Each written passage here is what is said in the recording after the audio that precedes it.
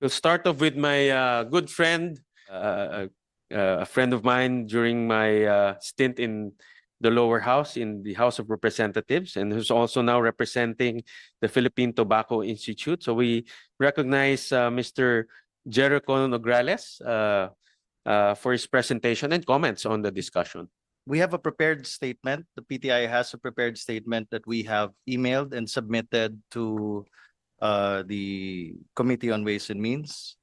But before reading that prepared statement, Mr. Chair, may I be allowed to state some reactions from the line of questions that the good chair had for our honorable workers in government? Go ahead, Congressman. Thank you. Mr. Chair, the PTI notes that you have been asking for data on the prevalence of illicit trade. May I quote some articles that the chair might have chanced upon in his research, specifically on May 29, 2024, illegal tobacco trade eating government revenues away from the BIR. Quoting the BIR Excise Large Taxpayers Field Operations Division Chief, says that the contributions of the excise tax on vapor products, although it almost increased by 100%, it is not enough to compensate the decrease as far as the cigarette excise tax collection is concerned. Additionally, she said, while government also incurs losses in vapor products, its foregone revenues do not run in a billion compared to cigarettes. Also, I'd like to commend the good senator in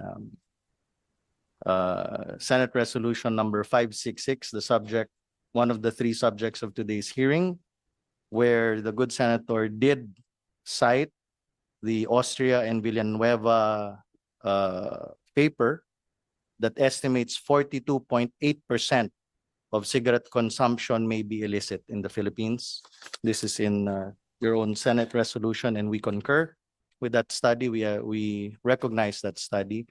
Likewise, in the good senator, Senate Resolution 1243, citing the Bulacan raid in November of last year, where counterfeit cigarettes of 2.4 billion was actually enforced by our government agencies. And also quoting on line number 13, page 2, that the Secretary of Finance said that the government is losing 52 billion pesos from smuggling of vape and tobacco products. Of this amount, 35 billion pertains to smuggled tobacco products and 17 billion pertains to smuggled vape products alone. We concur with that data. And to assist our friends in the Department of Health, may I cite the World Health Organization under the Health Promotion Department, a research by Mark Goodchild, where he concludes, if I may read, the illicit cigarette market reflects a complex interplay between supply and demand with an array of different country conditions. Regardless of the situation, scaling up measures to counter illicit trade can make a significant contribution to tobacco control through demand reduction while at the same time generating significant tax revenues. I believe that the Department of Health supports this position of the World Health Organization. Likewise, we thank the Department of Health for pointing out that DOST's FNRI data allow us to add on the analysis of the FNRI data presented by the DOH that there is an uptick of users beginning 2021. So the data shows that there was a decrease in the users since 2012 because of the passage of the sin tax law. So we concur with the presentation of the DOH where in the GATS, if you increase the cost, then the number of smokers will decrease. Conversely, if smokers have alternatives to cheaper tobacco products, then the data of the FNRI proves that there will be an uptick. The uptick began in 2021 when the prevalence of illicit cigarettes estimated by Euromonitor was 8.8%. Then in 2022, it increased to 9.5% prevalence of illicit trade. In 2023, 11%. Now, based on the FNRI data, smoking adults from 20 years old and above in the Philippines rose from 18.5 to 23.2% in a span of 2 years. And that's also the same, it corresponds to the increase of illicit. Because it started 8.8% illicit to 9.5% illicit, then to 11% illicit. So it matches, Mr. Chair, on observation.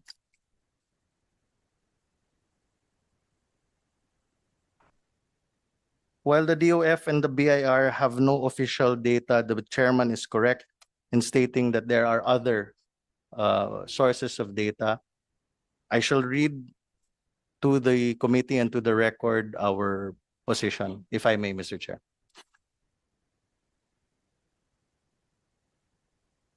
The tobacco industry plays a vital role in the Philippine economy, supporting 41,000 farmers and producing over 39 million kilograms of leaf tobacco annually. The industry employs more than 2 million Filipinos across production, distribution, and marketing.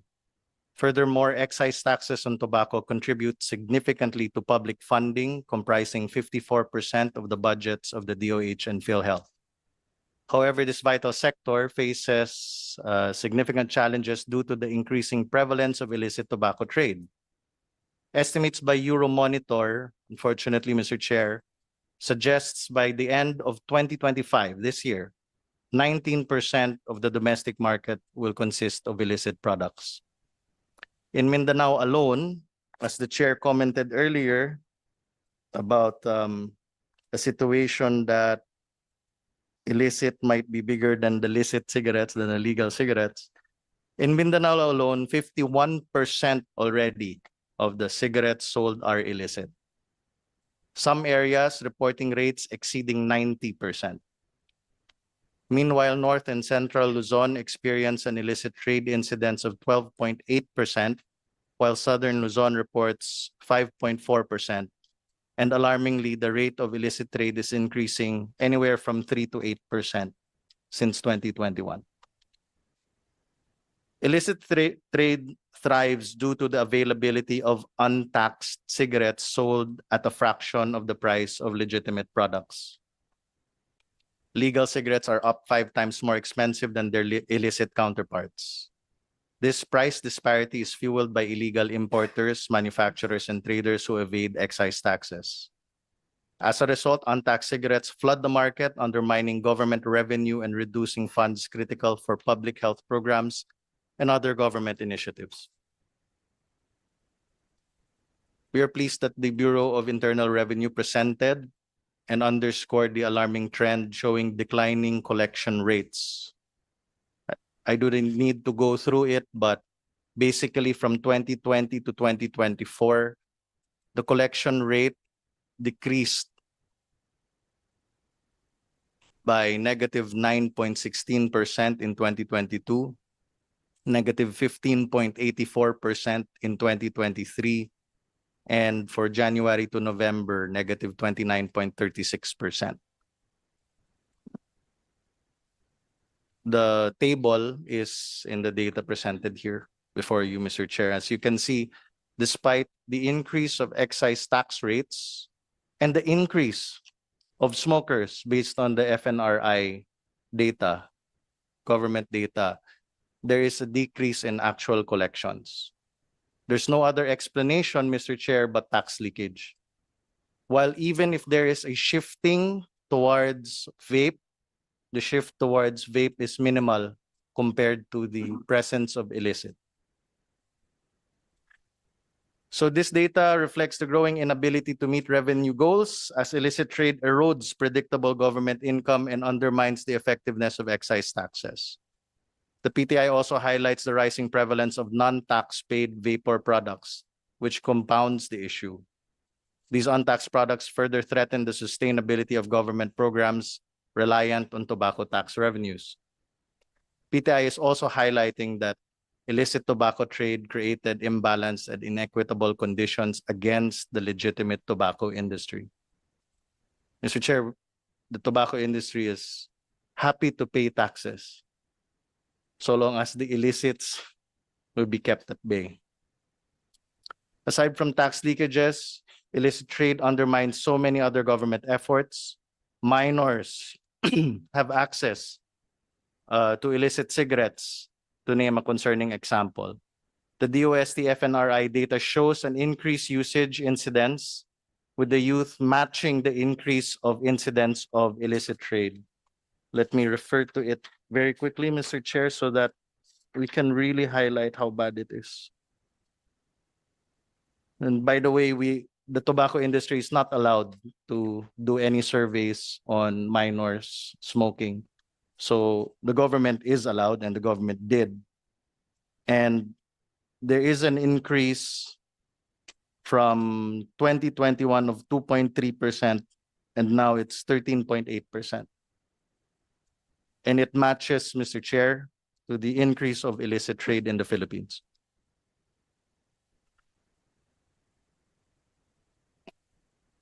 We recognize and appreciate greatly the efforts of the BIR, the BOC, the DTI, and law enforcement agencies for the various enforcement seizures and closure of illicit factories and warehouses. All these efforts have certainly slowed down the growth of illicit trade. However, we must underscore that there's more to be done. So we respectfully submit to the committee the following suggestion. Revisit the tax system to determine the optimal tax rate that achieves the dual objectives of raising revenue and discouraging tobacco consumption while minimizing unintended consequences. Impose a single excise tax rate for all vapor products to ensure clarity and consistency in implementation and collection. Adopt a whole-of-government approach to enforcement involving not only the BOC, BIR, DTI, and law enforcement agencies, but also enjoin LGUs and other relevant agencies. Direct the Department of Agriculture to recommend that the President convene the Anti-Agricultural Smuggling Council for effective implementation of the new AES law. Ensure that the DOJ aggressively prosecute illicit importers, manufacturers, and traders of tobacco products. Mobilize the Anti-Money Laundering Council to take decisive action against smugglers. Develop and implement an effective track and trace system to monitor the supply chain of tobacco products, and launch a public awareness campaign to educate citizens on the social and economic costs of purchasing illicit tobacco products. We trust in the wisdom of the committee and the Senate. The PTI remains committed to working with the government and other stakeholders to safeguard the legitimate industry and protect vital public funding from the growing threat of illicit trade. Thank you, Mr. Chair. Thank you, Congressman Jericho. Oh, sorry, Mr. Chair. Go ahead. Go ahead.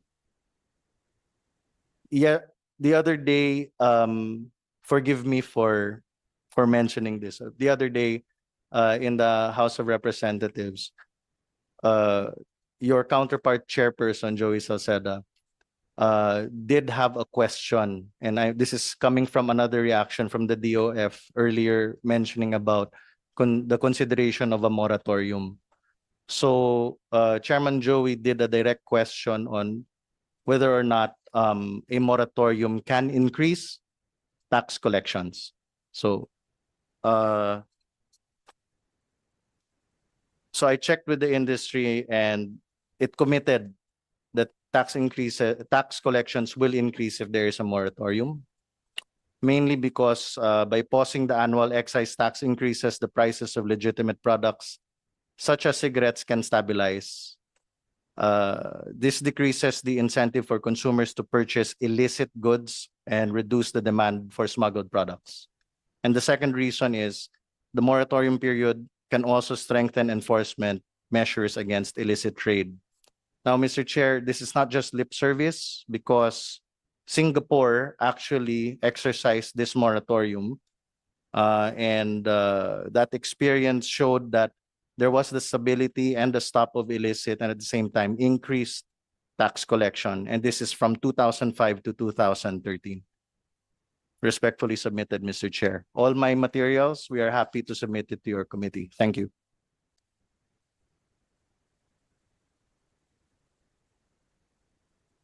Thank you, Congressman. I'll show a slide, no? Slide 4 to ComSec. This is also taken from Euromonitor. In fact, when we were doing our own research, Euromonitor seems to be the only source of information insofar as illicit trade is concerned. And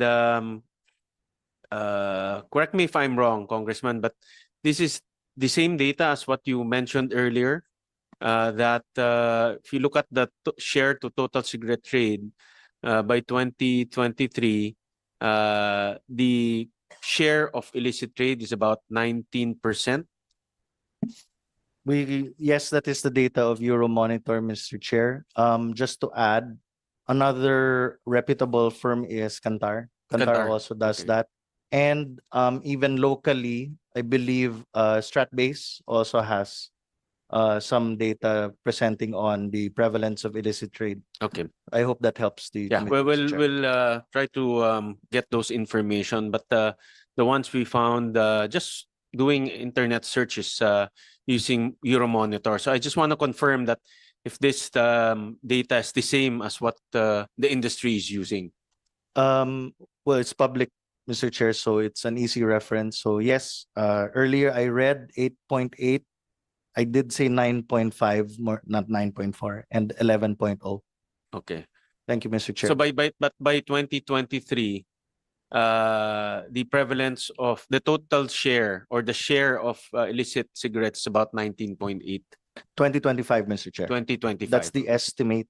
For 2024, I believe the estimate is about 21%. Sorry, Mr. Chair, allow me to correct myself. The estimate is 21% by end of 2025. 2025.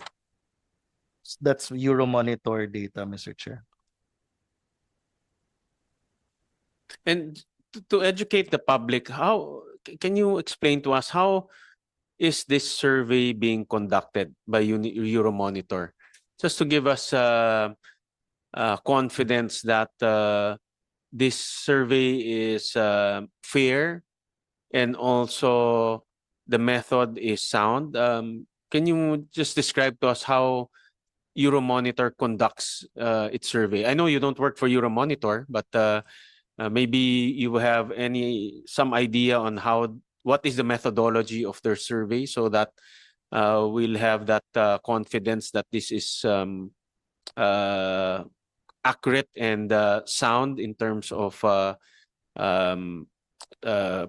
illicit trade prevalence? Unfortunately, Mr. Chair, the industry does not pay for Euromonitor, so we really have no direct visibility on that. But it is independent. That's what we can say.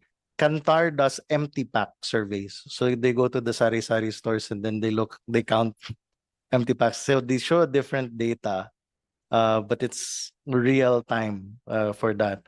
A quick check on Euromonitor, how they do it, just to read off their own website. They're an independent provider of global business intelligence, market analysis, and consumer rights. So that's about what they say. So any of the private stakeholders have an idea on how, because I want to put on record on the methodology that they undertake in order to conduct surveys. Normally, on consumer surveys, they ask, of course, the consumers, they ask the retailers, no? And I would assume this is how they conduct it. I understand the question, Mr. Chair, but as PTI,